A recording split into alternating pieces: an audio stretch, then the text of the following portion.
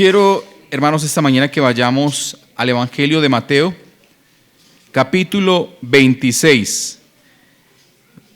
Este Evangelio lo compartimos en un devocional esta semana y quiero también compartirlo con la iglesia. Mateo capítulo 26, desde el versículo 47. Mateo 26, desde el versículo 47 al versículo 56. Amén. Y dice la palabra del Señor: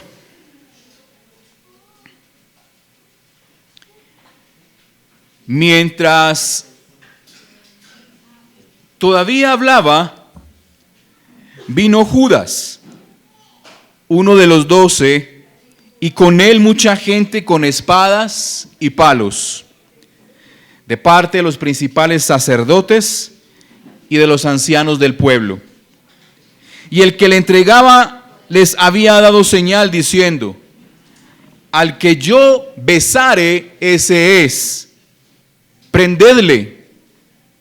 Y enseguida se acercó a Jesús y dijo: salve, maestro, y le besó. Y Jesús le dijo: amigo, ¿a qué vienes? Entonces se acercaron y echaron mano a Jesús y le prendieron. Pero uno de los que estaban con Jesús, extendiendo la mano, sacó su espada e hiriendo a un siervo del sumo sacerdote, le quitó la oreja.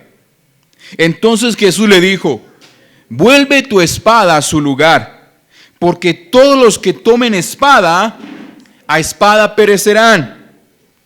¿Acaso piensas que no puedo ahora orar a mi Padre y que Él no me daría más de 12 legiones de ángeles? Pero ¿cómo entonces se cumplirían las escrituras de que es necesario de que así suceda?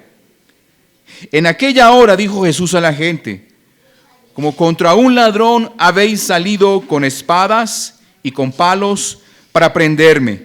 Cada día me sentaba con vosotros enseñando en el templo y no me prendisteis. Mas todo esto sucede para que se cumplan las escrituras de los profetas. Entonces todos los discípulos, dejándole, huyeron. Amén. Esta mañana, esta tarde, quiero compartir este mensaje, esta reflexión. Y de pronto el título no será muy convencional. Y quiero mirar en este mensaje 3 palabras: traición, violencia y temor. Traición, violencia y temor, pero ¿en qué contexto? Cuando estamos mirando este pasaje de las Escrituras, usted puede recordar que ya es de noche, esa última noche que Jesús estuvo con nosotros aquí en vida en la tierra, o en aquel tiempo, hace 2000 años. Es un contexto, hermanos, muy particular. ¿Alguna vez usted ha estado en una fiesta donde comienza bien pero termina mal? ¿Ha estado en esas fiestas? Posiblemente en la vida pasada pudiéramos asistir a esas fiestas, sea familiares, y alguien se tomó unas copas de más y se terminó la fiesta en un desastre. Pensaba en este suceso. Aquella última noche, el Señor tenía 2 cosas en su corazón, y es un contexto que no termina bien. Jesús, en Lucas 22:15, refiriéndose a este mismo pasaje, Él expresaba: mire, cuánto he anhelado esta noche cenar con vosotros.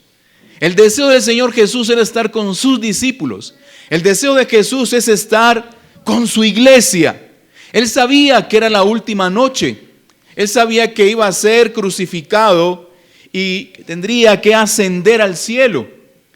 Pero Él decía: cuánto he anhelado esta noche tomar esta cena con vosotros. ¿Sabe que el Señor anhela, hermanos, un tiempo con ustedes en su vida? El Señor anhela. El Señor desea que nosotros nos acerquemos a Él. El Señor desea que nosotros compartamos tiempo con Él, que nosotros le conozcamos. Y en esa cena, en esa reunión, en esa ceremonia de Pascua, siempre tiene que intervenir alguien que no es invitado, el enemigo. Y yo veía como el enemigo llamado diablo o Satanás o como usted le quiera llamar, interviene en medio de esa situación, y estamos viendo cómo el enemigo siempre quiere dañar, matar, destruir, porque para eso está el diablo. Eso dice la palabra. Él no existe para asustar y espantar. Él no existe para incomodar. No, Él existe para dañar, porque Él odia a Dios y aborrece todo lo que tiene que ver con Dios. Y precisamente estamos en un mundo donde aborrece a Dios. Esta semana compartí a alguien que no conozco, mi hijo me comentaba de un grupo musical que su género es muy particular. Y él expresaba algunas cosas en las redes y nuestro hijo nos compartía. Es un grupo cristiano de rock, pero un poquito un rock más pesado. Y le compartía a mi hijo, es muy difícil en este tiempo, en el mundo, en la iglesia, porque para iglesia somos un grupo mundano, porque tocan un género que no es muy común en la iglesia. Pero para el mundo son muy religiosos y muy cristianos. Y ellos decían, no podemos tocar entonces, no somos bien aceptados. Pero si miramos en el día a día, en nuestras vidas pueden haber muchas circunstancias, muchos problemas, muchas pruebas, muchas dificultades donde este mundo presiona, donde nos presionan, donde nos atacan, donde nos encierran. Y eso es lo que está haciendo el enemigo en este momento. Cuando el Señor comparte la cena, dice, alguien esta noche me va a entregar. Alguien esta noche me va a traicionar. El Señor sabía. Y entonces los discípulos empiezan a decir, maestro, seré yo. Maestro, seré yo. Otro evangelista dice, Pedro le dice a Juan, pregúntale, acércate y pregúntale quién es. Él le dice, aquel al que yo le dé el pan, aquel que meta la mano conmigo en el plato. Ese es el que me va a entregar. Judas le dice en otra versión, maestro, soy yo. Y el Señor le dice, tú lo has dicho. Tú lo has dicho. Judas en su corazón ya tenía el deseo de no seguir contando más en su vida con Jesús. Y dice la palabra que él se acerca allí a los principales y le dice, ¿qué me quieren dar? Y les entrego, les digo dónde está Jesús. ¿Qué me quieren dar? Luego él llega a la cena con los demás discípulos en ese contexto. Y el Señor cuando le da, relata Juan, el pedazo de pan para compartir la comunión, dice que inmediatamente Satanás tomó su vida. Y yo me asombraba. ¿Cómo en un lugar donde está Jesús, cómo en un lugar donde Jesús había querido con sus discípulos tomar la última cena, allí está el enemigo queriendo dañar? Y eso, hermanos, nos debe animar a no cerrar los ojos, a discernir cada día nuestras vidas. Que no sea que el enemigo sea el que esté por ahí empujando y tocando puertas. Y dice que el enemigo tomó su corazón y Judas fue a lo que tenía que hacer. Pero luego saliendo de esa cena, el Evangelio nos relata que el Señor le dice a Pedro, Pedro, a ti también te está pidiendo Satanás. Vemos cómo el enemigo está en ese contexto, en esa celebración. Por eso, hermanos, hay un mundo, hay un enemigo que aborrece las cosas y los planes que son de Dios. Y siempre va a estar allí dispuesto a truncar los planes. Los planes de las familias, los planes de nuestra nación, los planes de la iglesia. Los planes, no los tuyos, los de Dios. Al enemigo no te importan tus planes, de hecho él te apoya, aunque sea que te alejen de Dios. Pero el enemigo lo único que aborrece son los planes de Dios. Y él está allí, como en medio de una celebración. Hermanos, eso nos debe animar a entender que tenemos un mundo y un enemigo que nos odia y odia todo lo que tiene que ver con relación a Dios. Pero quiero, después de este contexto, darles a entender que aparte de Judas hay otros personajes, Pedro y los discípulos. quiero ver esa parte, cómo actúan ellos en ese contexto. Sabemos que Judas traiciona a Jesús, pero según ese contexto, y si avanzamos más, no fue Judas el único que traicionó a Jesús. ¿Y por qué queremos tocar esto, hermanos? Porque queremos que la palabra abra nuestros ojos en la condición en la que nosotros vivimos. Porque no solamente Judas es alguien que le dio la espalda a Dios. ¿Qué es traición? ¿Qué es la palabra traición? La palabra traición significa entregar a cambio de. Y cada vez que entregamos algo, lo que recibimos no es mayor ni vale más lo que nosotros damos. Lo que nosotros damos en el concepto de entregar y de traicionar, y tiene un concepto de entregar algo al enemigo, no vale más de lo que nosotros recibimos. La palabra dice que Judas entregó a Jesús por 30 monedas de plata. Era el valor que se pagaba por un esclavo. 30 monedas de plata. Era el valor que se pagaba por un esclavo. Judas entregó a Cristo lo que Cristo le había revelado, su amor, su señorío, su eternidad, su poder, su salvación, sus milagros, por 30 monedas de plata. ¿En qué momento hemos entregado nosotros cosas? Porque Cristo no nos sirve. A Judas Cristo ya no le servía, porque Judas veía a Cristo de una manera tan diferente. Judas estaba esperando de Cristo que Él le cumpliera sus propósitos nacionalistas, de ser libre de la manera como Él quería, pero se encontró en la realidad que Cristo no era para Él suficiente. Como en esta sociedad, Cristo no es suficiente. Alguien que escuchaba, se llama decir hereje, no sé, filosófico, un anciano canoso que cree en saber muchas cosas, decía: mire, el Cristo que nos predica no es verdad. ¿Cómo es posible que el apóstol Pablo, que no conoció a Cristo, nos esté predicando de Cristo? Y yo decía: Dios mío, cualquier persona indocta, ignorante, escucha a ese hombre y se pierde. Porque qué sentido común, alguien que hable de alguien que no conoce. Y decían: es que Pablo nunca conoció a Jesús. Esa es la hipótesis de él. Pablo nunca conoció a Jesús, entonces ¿cómo Pablo nos habla a nosotros de Cristo? Es una tontería. Ese es el mundo que odia a Cristo. Ellos no lo entienden por la palabra, porque la palabra del Señor dice que para ellos es locura. Es locura. La sabiduría que Dios nos da y nos entrega a nosotros es locura para el mundo, por eso ellos no la pueden comprender. Y entonces quiero tocar en este punto, para no demorarles, porque sé que algunos deben ir a hacer su deber ciudadano. Un discípulo que traiciona. Cuando entregamos lo que Cristo nos da versus lo que el mundo ofrece. Mateos 26:15 nos habla este relato. Si usted se devuelve unos versículos, 26:15 narra lo que les dije anteriormente. Y les dijo: ¿qué me queréis dar? Y yo os lo entregaré. Y ellos le asignaron 30 piezas de plata. Ni siquiera él pidió un precio. ¿Qué me queréis dar? ¿Qué tienes para mí? Y yo dejo mi fe. ¿Qué tienes para mí? Y yo entrego mi fe. A veces entregamos mucho o todo por nada. Todo por nada.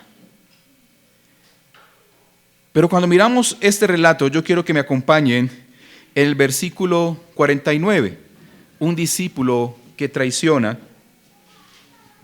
Vemos la actitud de este hombre. Y enseguida, 26:49, y enseguida se acercó a Jesús y dijo, ¿qué le dijo? Salve, maestro. Y dice que le besó. Judas en su corazón ya había determinado no contar con Jesús nunca más en su vida. Ya en su corazón lo había entregado. Pero lo que estaba viviendo en su apariencia era una hipocresía y una irreligión, porque le dijo, salve, maestro. ¿Qué quiere decir eso? Primero que todo es una alabanza, le está alabando, le está exaltando. Pero en el sentido quiere decir, maestro, regocíjate, alégrate. Si Jesús nos dijera a nosotros en este preciso momento, Él se alegraría con nuestras actitudes y con nuestro corazón. Si Jesús fijara la mirada en nosotros y esa mirada nos revelara lo que Él siente por nosotros, Jesús podría sentir gozo de cada uno de nosotros, como el día que Dios le dijo a Jesús: yo tengo contentamiento en tu vida. Jesús tiene contentamiento con nuestra forma de vivir, de pensar, de actuar. Este hombre, de una manera muy particular y sin temor, se acerca y le dice: maestro, regocíjate, maestro, gózate, maestro, salve, maestro. Le está alabando. Y yo compartía en estos días cuántas veces nos podemos acercar a la iglesia, ofrecer una alabanza al Señor, ofrecer algo que tiene que ver con la liturgia cristiana al Señor, pero no es de una actitud correcta. Este hombre se acerca y el Señor le dice: ¿a qué vienes? ¿Cuál es tu motivo para estar aquí? ¿Cuál es tu motivo para estar aquí? Le dice el versículo 50, y Jesús le dijo: amigo, ¿a qué vienes? ¿A qué vienes? A entregarte. ¿A qué vienes? Hermanos, Dios hizo al hombre con un solo propósito: de que el hombre glorificara a Dios, de que el hombre se gozara en Dios, de que el hombre en Dios supliera todas sus cosas y todas sus necesidades. Pero es una realidad, hermanos, a todos nos pasa. A veces no estamos satisfechos. Ayer yo meditaba como pastor. Yo decía: Dios mío, tantas cosas. Yo no miro de aquí para afuera.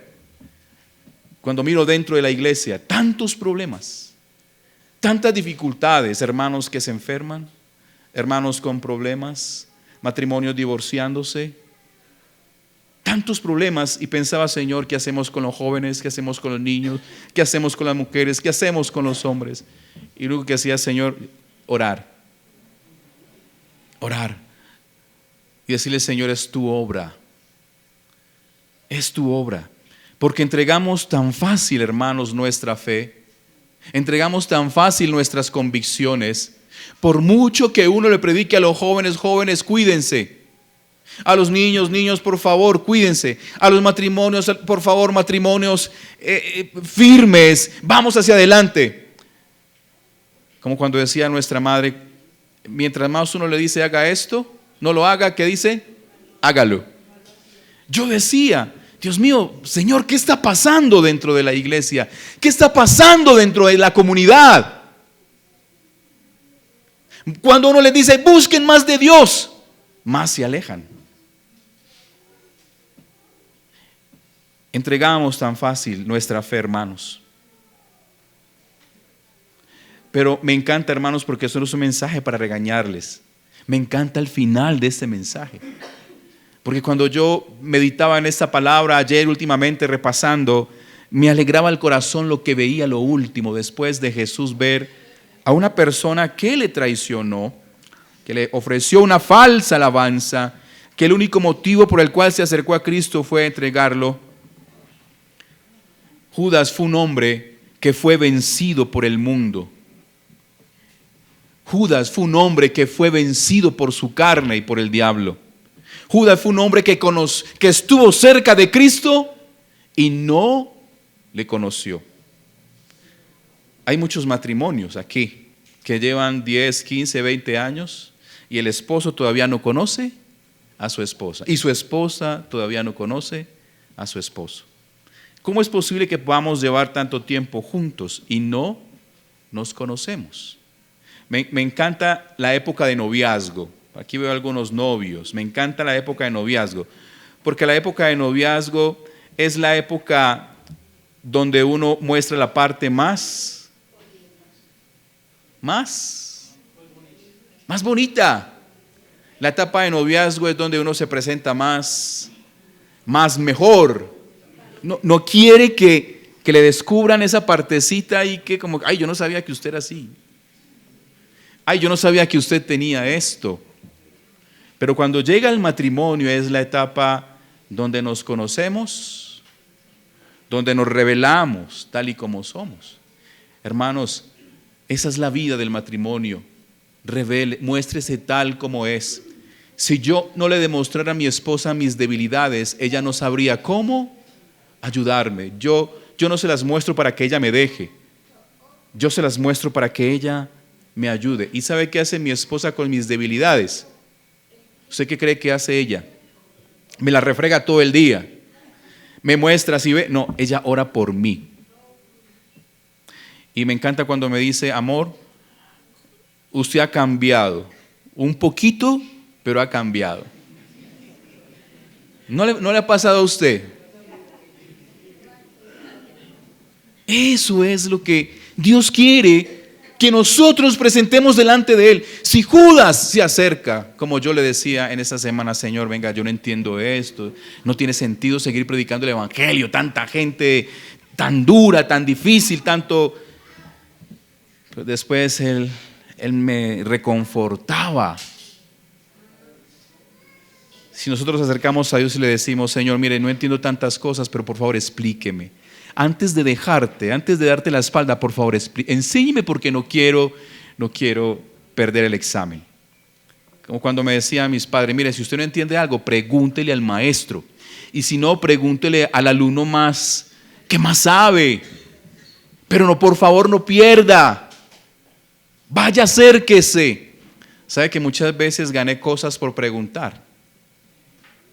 Ni siquiera usted perdió el examen, el resultado no es, pero por haber preguntado, por insistir y por hacer el proceso como era, se lo voy a dar ganado. Y yo, ¿cómo? A veces perdemos.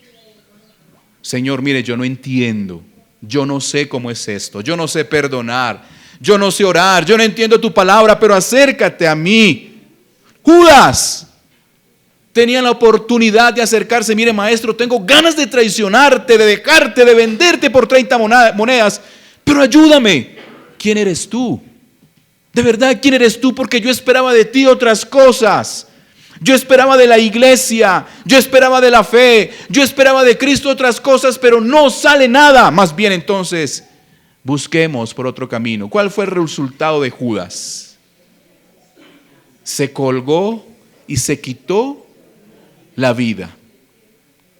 Se colgó de un árbol, dice la palabra que el árbol se desprendió donde estaba y cayó a un precipicio, y dice la palabra que su muerte fue no muy buena. Dice que se reventaron sus entrañas y su cabeza. Algunos dicen que él está en el cielo. La palabra dice que él es el hijo de perdición, que se perdió. Y sabe que lo más triste, que muchos, yo no quiero ir al infierno. Muchos van a estar tan cerca de Cristo, pero se van a perder. Porque entregamos tantas cosas tan fácil. Entregamos el querer leer la Biblia por una novela, por una película, por una pereza, por muchas cosas. Entregamos el querer, Señor, orar por otras cosas. Es que el orar no me da nada, hay que hacer. A veces orar trae paz. Ayer a las 12 de la noche esa era mi oración. Señor, por favor, guarda la iglesia. Guarda a mis hermanos que tienen debilidades. Había una carga en mi corazón, mi esposa lo sabe. Y sentado en la cama decía, Señor, por favor, ten misericordia. Guarda la vida, guarda la iglesia, los matrimonios, los hombres que son duros, los hombres que no quieren abrir los ojos, las mujeres que son indolentes, los hijos que son rebeldes. Señor, y guárdame a mí, porque a veces me dan ganas como decir, ay Señor, vámonos para Europa. Ya está peor, hace mucho calor, es más cara la vida. Y me acuerdo, no Señor, aquí es mejor. Yo tengo que orar por eso, porque puedo caer en tentación. Oro por los pastores para que no se fatiguen y no vuelvan atrás. Oro por la juventud, sus hijos y mis hijos, para que el Señor les guarde del enemigo, del que aquel que les quiere quitar la vida simplemente porque se enamoró de ellos y le quitó la vida. Esa es mi oración. Estamos en un país tan sucio No sé si es verdad la noticia de una niña recién nacida, 6 meses, que fue abusada en el Tolima por un hombre. Yo decía, Dios mío, que caiga piedras y queme todo lo que esté podrido. Pero decía, ay Señor, ¿verdad que tú moriste por él? Yo escuchaba esa noticia y yo decía, Dios mío, delante de mí yo dejo de ser cristiano y pastor. ¿O usted cree que yo no siento tentación? Ante las cosas que escuchamos, ¿cómo entregamos tan fácil a Jesús por el mundo que no ofrece ni da nada? ¿Cómo lo entregamos? Por pocas cosas que no ofrece nada. Esas 30 monedas de Judas, ¿dónde quedaron? ¿Dónde quedaron? Pero también vemos un discípulo que actúa con violencia. ¿Cuántos hemos actuado con violencia? Yo les he contado aquí mis experiencias, no les voy a volver a contar más. Y un discípulo que actúa con violencia ante la presión trata de defenderse a su manera. Estamos hablando de un discípulo, no de cualquier persona. Actuamos con violencia siempre. Siempre damos respuesta. Cuando usted responde como con los ojos ahí, hay violencia en sus ojos y veneno, o con una palabra ahí como picarona o como de doble sentido, hay violencia. O como cuando usted va a correr una cosa y la tira, estamos actuando con violencia. Tráigame tal cosa, ¡pam! ¿Eso es qué? Violencia no son los que se levantan en armas solamente, se meten a los montes, a la selva, a los barrios altos. No, siempre en nuestro corazón hay violencia. ¿Cómo respondemos? ¿Cómo miramos? Y Pedro es uno de ellos.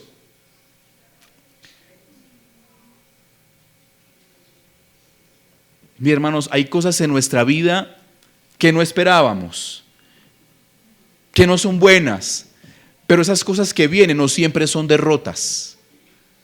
Hay cosas, hay una enfermedad, hay una dificultad. Mire, no siempre esas cosas son derrotas. A lo mejor Dios quiere en medio de eso mostrar ¿qué? Su gloria, su amor, su poder, su misericordia. Lo hemos visto. Y entonces para Pedro era una derrota que llegaran por Cristo. En medio de la noche. Era una derrota para los discípulos. ¿Cómo es posible que 3 años y medio y terminó en esto?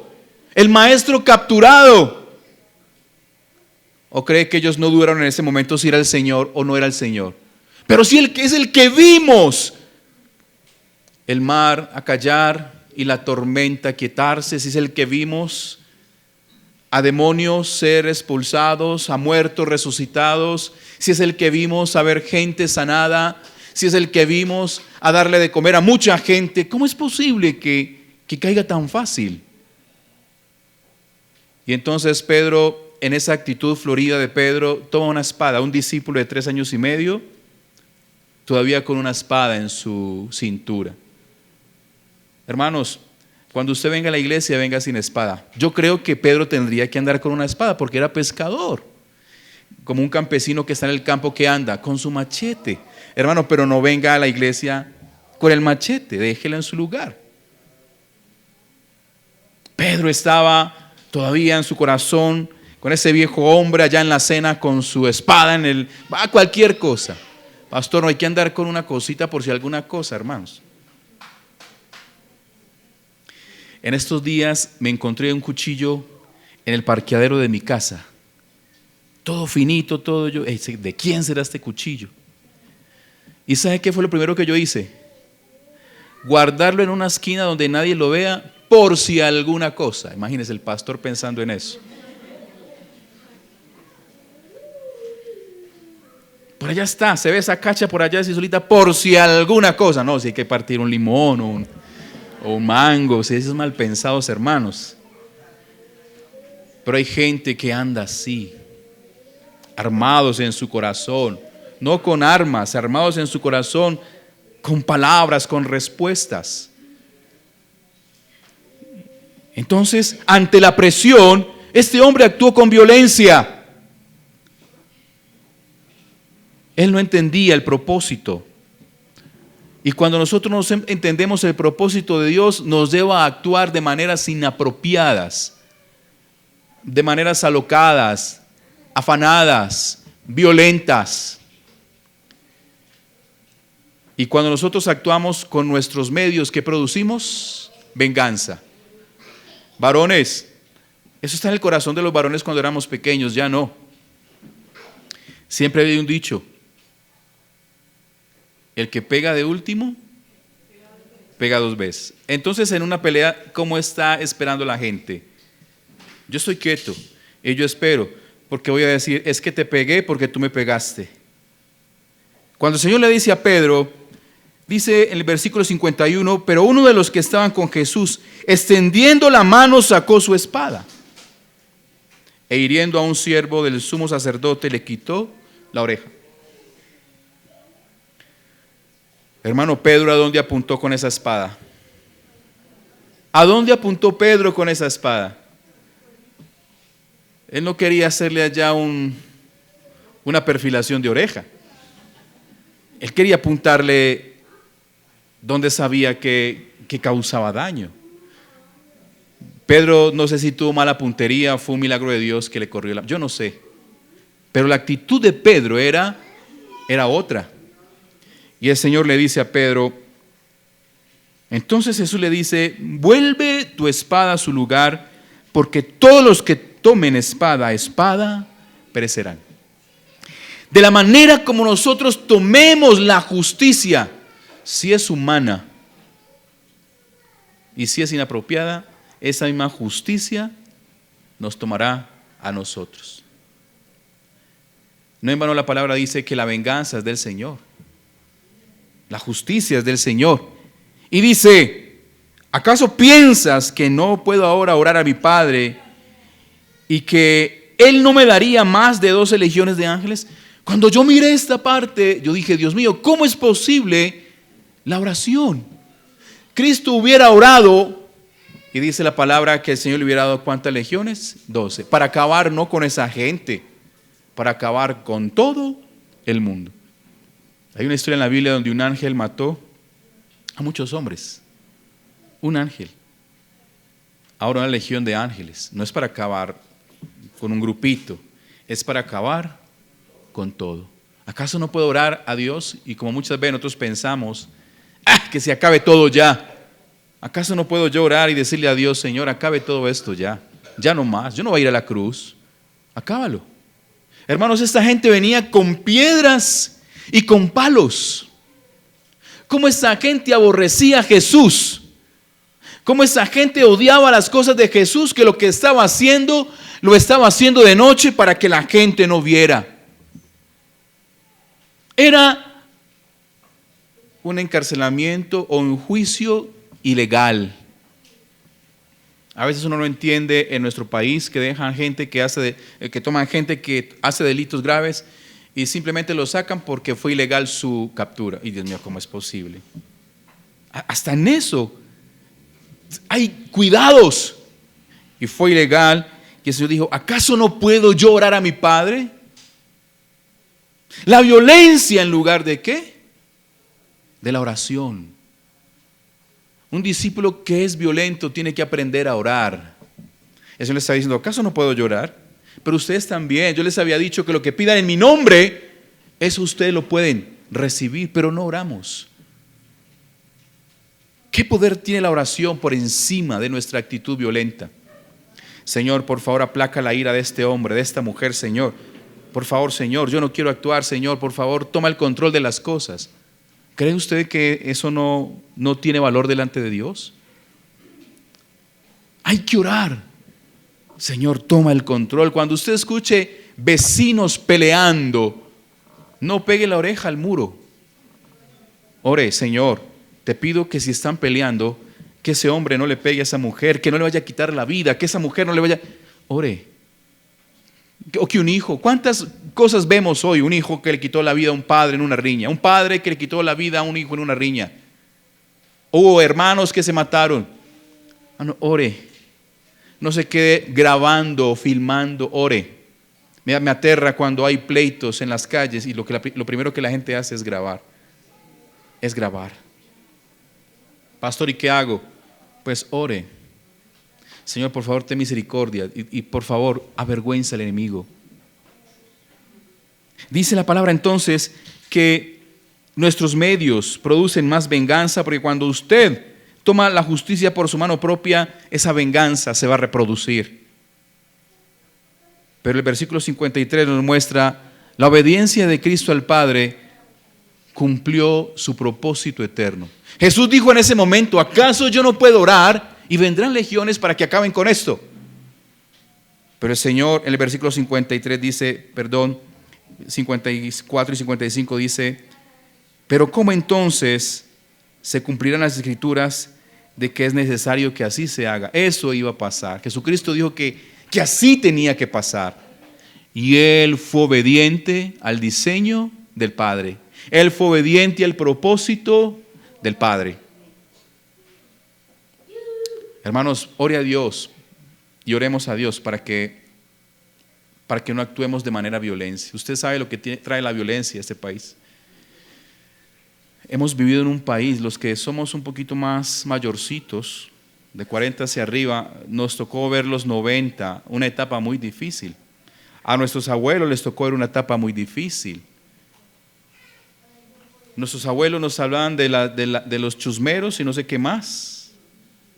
Habían divisiones. En el pasado habían divisiones, luego llegaron los azules y los rojos, los términos cambian, luego izquierda y derecha. Y luego dice, ya tienen nombres de familias, esos grupos. Hermanos, con todo respeto, no nos inmiscuyamos en eso. ¿Lo ven ustedes? En ese país ya hay un bando de este apellido y bandos de este apellido. ¿De verdad? La violencia de este país. Oremos, hermanos. Oremos. ¿Cómo están tomando a nuestros jóvenes y adolescentes para ser parte de la violencia? Oremos, hermanos. Escuchaba la historia de un hombre en la Orinoquía, en los llanos. A su hijo de 17 años lo mataron. Y le dice: padre, es que me llamaron y me dijeron que si no iba, entonces me mataban. Cuando el chico llegó, no quiso estar en ese grupo y lo que hicieron fue quitarle la vida. Y nosotros queremos inmiscuir. Esos son ellos. No, nosotros también. Cuando los padres o los esposos pelean y quieren inmiscuir a sus hijos en los pleitos, ¿cómo se llama eso? ¿Lo estoy invitando? Nos ha pasado. Buscando quién tiene la razón. Así pasa en nuestra sociedad. La obediencia de Cristo al Padre cumplió el propósito eterno. Cuando estamos bajo presión, podemos actuar con violencia. Cuando un tigre está acorralado, cuando una serpiente está acorralada, cuando un gato se siente acorralado, ¿cómo actúa? Con violencia. ¿Vieron usted la imagen de este chico que murió por allá en un centro turístico? Había violencia. Violencia, ¿cómo actuó ese chico? Con temor, quizás con rabia, con desespero. ¿Lo vieron ustedes? Qué tristeza. Pero un discípulo también que actúa con temor. Versículo 56, vemos que más todo esto sucede para que se cumplan las escrituras de los profetas. Entonces todos los discípulos, dejándole, huyeron. Huir es el recurso más fácil para muchos. ¿Y sabe qué pasó con esos discípulos? Es que no huyeron porque sí. El capítulo 26, versículo 35, mira lo que dice la palabra. Estamos hablando del mismo contexto. En ese mismo momento de la cena, los discípulos levantan una promesa. Dice: pero Pedro le dijo: aunque me sea necesario morir contigo, no te negaré. Y todos los discípulos dijeron lo mismo. ¿Cómo actuamos ante un mundo que odia a Cristo? ¿Con traición? ¿Con violencia? ¿O con temor? Huir es el recurso más fácil para muchos, hermanos, pero hay momentos donde no tenemos que huir. La Biblia me dice que el momento que nosotros tenemos que huir es cuando seamos tentados por el diablo. Huir de las pasiones juveniles y aún de nuestras pasiones. Hay riesgos que nosotros no podemos evadir. Hermanos, el cristiano tiene riesgos. En la vida todo es un riesgo. Usted va a hacer un negocio, tiene que invertir economía, hay un riesgo de perder, pero también está la oportunidad de ganar. Desde que usted nace, desde que nosotros nacemos, tenemos riesgos de enfermarnos en la inmediatez. Desde el momento que usted se levanta, hay un riesgo.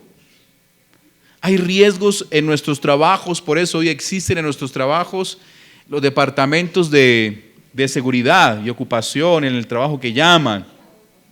Usted se monta en un carro y ese carro debe estar asegurado. Usted se monta en su moto y esa moto está asegurada porque hay riesgos. ¿Cómo piensa usted que un mundo que odia a Cristo, que aborrece a Cristo y que usted como yo seguimos a Cristo no tenemos riesgos? Riesgos de que nuestra familia nos deje. Riesgos de que nuestros amigos nos dejen. Hermanos, pero yo prefiero correr ese riesgo. Riesgos hasta aún de que seamos amenazados por seguir a Cristo. Porque la Biblia dice que eso va a suceder. Y que sucede ya en países. Y que sucede ya en pueblos. Pero vamos a correr riesgos y el cristiano tiene que reconocer que hay riesgos que no podemos evadir. Hermanos, es una realidad. No corra riesgos de perder su hogar, de perder su vida, de perder su salud, de perder su paz. Hay decisiones que tomamos que hacen que la paz se pierda. Hay decisiones que tomamos que hacen que nuestra economía sea fracturada. Hermanos, cuando nosotros nos acercamos a Dios, cuando nosotros consultamos a Dios, cuando nosotros nos entregamos a Él, estoy seguro de que el Señor nunca nos va a dejar avergonzados. No actúe con temor. ¿Quién va a quedar? El que va a gobernar nuestro país, hermanos, no tema por eso. Haga lo que en sus manos está por hacer. Y sea el que quede, que sea Dios ayudándonos. ¿O no es así? Esa es mi convicción. Sea el que quede, nos toca como iglesia seguir dependiendo ¿de quién? De Dios. Pero quiero terminar con la parte de la esperanza. 5 minutos. Cristo es la respuesta. Y quiero que vayamos a Mateo 28, 19 al 20. Me encantó cuando yo vi esto. Ahora, en ese suceso, en ese momento de presión, unos lo traicionaron, uno lo traicionó, porque Pedro también lo traicionó, ¿o no? No. El Señor le dice, mire Pedro, antes de que el gallo cante, usted me va a negar 3 veces. Y él no negó. Y los otros huyeron. Pero el versículo 28, cuando yo miraba este versículo del 19 al 20, trajo esperanza a mi vida. 28 del 19 al 20 dice, por tanto, id a ser discípulos a todas las naciones, bautizándoles en el nombre del Padre y del Hijo y del Espíritu Santo, enseñándoles que guarden todas las cosas que os he mandado. Y he aquí, yo estoy con vosotros todos los días hasta el fin del mundo. Hermanos, yo le hago una pregunta. Jesús tenía unos discípulos que le traicionaron, que actuaron con violencia y que huyeron. Ellos son aptos para que fueran recomendados en continuar con la obra evangelizadora y de Cristo. Usted diría, no, pero Cristo los amó, así como a usted y como a cada uno de nosotros, nos amó y nos sigue perdonando y sigue confiando en nosotros ese propósito. Cuando yo veo esto, estos mismos discípulos, uno ya estaba muerto, ya no había más nada que hacer. Pero aquellos que quedaron, que huyeron, que actuaron con violencia, Dios les recomienda, por favor, vayan, hagan discípulos, bautícenlos, enséñeles que guarden todas las cosas y yo voy a estar con ustedes. Imagínense esa escena, Cristo solo, el día que lo capturan, el día que se lo llevan. El día que lo presentan delante de los sacerdotes, de Poncio Pilato, de Herodes, estaba solo.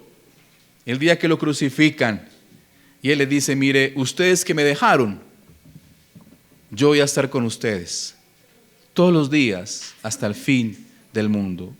Quiero terminar con esto, hermanos. Usted entiende ese amor. Usted puede meditar en ese amor. Aquel hoy que se sienta de esa manera, este mensaje no es para restregárselo a usted en la cara, porque es para todos. A mí me habló. Hay momentos en que hemos entregado a Jesús por cosas pequeñas. No hay nada que justifique entregar a Jesús. Hay veces que hemos actuado con violencia por causa. Hay veces que hemos actuado con temor y hemos huido. Pero el Señor le dice a sus mismos discípulos, yo voy a estar con ustedes.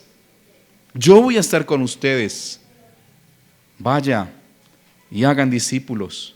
Varones, su primera escuela o lugar de discípulos es su casa. Es su casa. Ayúdenos a hacer bien la tarea.